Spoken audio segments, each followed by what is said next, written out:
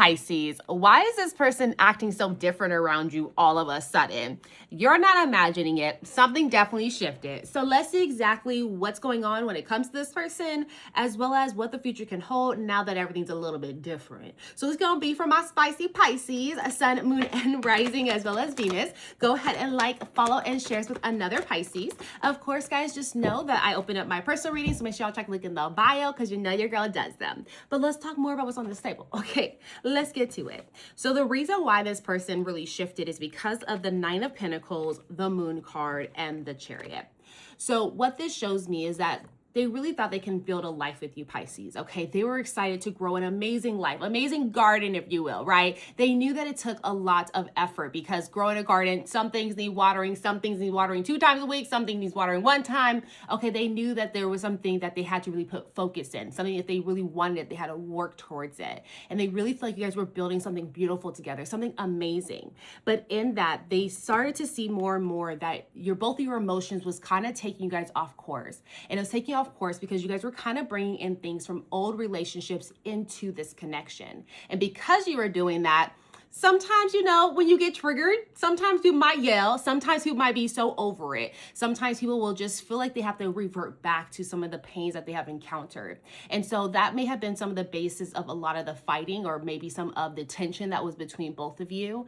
But it always came down to feeling as though you guys were running towards what you're wanting and running towards love together. But something, again, with our emotions, it really kept taking this connection off course. And they're feeling that. They're feeling that tension. And so with this, they're really realizing more and more that there's issues that is really underlining here, and issues on both of your sides, issues that stem way back to y'all childhoods. Okay, I'm talking about like maybe looking at the way y'all parents treated each other, your grandparents treated each other, and just really analyzing more of the relationships in their lives. And so now that they're in this reflection mode, now that they're looking more at themselves, they're starting to heal a lot of aspects of themselves. They're starting to see the different things that they allow that they may have not allowed if they weren't in certain types of traumas and certain type of pains from the past. And so now they're kind of pulling away because they're growing. And in this stage of growth, they are grieving, they're hurting, they're trying to figure out how to cope with certain situations that they had to deal with. And they're trying to really heal that inner child, or heal that teen, or heal what happened to them a year ago. They're just in this mode of focusing on their heart and on their soul. And in that, they're starting to pull away from a lot of things because, again, they're trying to figure out, how can I fix myself? How can I make sure that as I'm in a connection with someone, my emotions don't go haywire? I don't blow up and get angry and like say things I don't mean and like cause more rift within the connection. So they're doing more analyzing of themselves right now. And that may feel as though they're pulling away completely. But I think in the essence, there's so much inside their own soul right now that they don't want to mess things up with you. And so with this, they're trying to work on that so they can do better and be better and really work towards this connection. But let's see now, because they're working on themselves. I love to hear it, but let's see how this really turns out now that things have shifted, okay? So with that being said, if this is already resonating for you, Pisces, go ahead and like, follow, and share with another Pisces. Of course, guys, as I mentioned, I did go ahead and open up those personal readings. So y'all check that link in the bio because you know you need one, and I'm here to do them. But let's talk more about what's on the table. As always, I want to talk about that. So what I have here for you is the High Priestess, the Six of Wands, and the Ten of Cups. So I will tell you here, with them working on themselves, although it seems kind of painful to you at this time, I will tell you that this is what's going to bring you guys success in this relationship. Them working through their sorrows, them working through their traumas. And I'm not just talking about one hurt. They have been hurt multiple times, and you have as well. We all have, right? But in essence, I think with them working on themselves and they're kind of pulling away, I think that's time for you to reflect on that and maybe mirror that as well. Because with this, if we're both working on ourselves, if we're both healing ourselves, we can show up the best versions of ourselves together. And so I would even say that they're kind of igniting this inspiration that maybe you should even kind of take a look at and take some self-analysis about yourself and figuring out, where have I messed up in this relationship? Where are roots that I'm still kind of tied to that's actually causing more damage than good? And so nonetheless, as you guys are working on it, as they're working on it and making this shift happen, it's really bringing about the love that you both are needing and looking for and fulfillment, because now they know what they want. Now they understand what they need, and moving forward, they know now better how to love. And so that's the biggest thing. This is going to be the biggest part of it, that this is all kind of worth it, right? Working through them, being there for for them, still, hugging them when they cry and just letting them know that you're going to be there. That can make all the difference. But you can see here, they both feel like they belong together. They both feel as though this is what we've been wanting. And there's just this beautiful alignment that's coming in for this connection. Now, not only that, you also have the Six of Wands. So everything is moving nicely and you guys are winning this together. I always say with the Six of Wands, she cannot get to the finish line without her horse, because nobody likes to run and walk. You know what I mean? We like horses. We like to ride on things.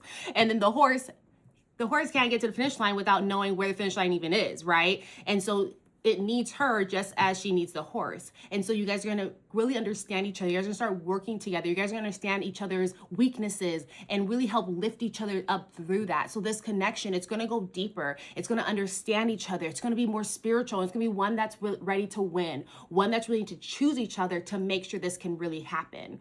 And then from there, you have the High Priestess, because it does show you here with just the High Priestess alone that if you look at the bigger picture of this, and not be afraid to really dive deep, not be afraid of those baggages, of our own baggage that we have to heal, of working with someone else that's going through some healing. That's tough. Nobody really talk about that. That's real hard, okay? As we're going through this, you have to look at the big picture and see, how is this really benefiting? And how great is this change for us, right? But also be open to being there for that person and seeing what they really need. Instead of saying like, oh, they're being standoffish. Oh, that's mean. It's like, use that intuition. Look at their face, look at how they're feeling today, feel their vibration, because then you'll better understand them and better be able to really navigate through the spiritual side of this that they're needing someone just to kind of be there for. And for them more so, right? And so that is really what I'm showing here. So it does really land to where you need to get to, right? It's like, as long as we're all working on ourselves, we're going to become 1% better. We're going to get better every day. And so that's the whole concept here, that, yeah, it might seem standoffish, but we getting better, baby. We getting better. So nonetheless, that's what I have for you, Pisces. Let me go ahead and leave you off with an angel number. And of course, your yes, no question. So go ahead and think that through. But what I have for you is 1818, and that's optimism. In that it says, successful manifestation of your abundance is near. Higher levels of optimism are needed as new abundant beginnings are on the horizon. Brighter days always come after brighter days always come after the darkest of nights. 1818. So that's what I have for all of you. Now let's go ahead and get your yes, no question completed. So hi, Spirit. Thank you so much for being here. As you know, though, Pisces got a question. What is the answers to their question? And y'all, that is a no, actually. That's a no. Thank you so much, Spirit. I appreciate that. And can you double confirm that answer for our Pisces?